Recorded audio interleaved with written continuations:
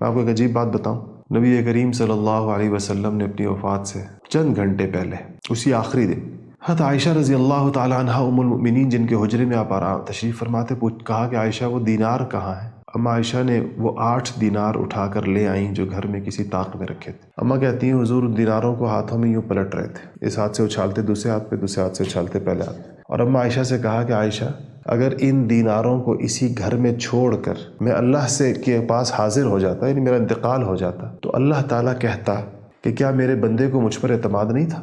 आला तरीन दर्जा तवक्कुल का मैं और आप उसकी नकल नहीं कर सकते शायद, लेकिन पैगम्बरों की कैफियत को देखें कि 8 दीनार अपने घर छोड़ने कि मैं अपने घर वालों के लिए छोड़ के, क्या अल्लाह उनको पालने वाला नहीं। तो ये जो बहुत ज़्यादा माल जमा करना है, ये अल्लाह ताला पे बेएतमादी होती है। ख्याल ये होता है कि माल रखो ताकि मुसीबत में काम आएगा, गोया कि मुसीबत में अल्लाह की तरफ निगाह नहीं जानी, फिर माल की तरफ ही जाएगी। और जब ये माल फिर उस मुसीबत में काम नहीं आता, फिर डिप्रेशन हो जाता है।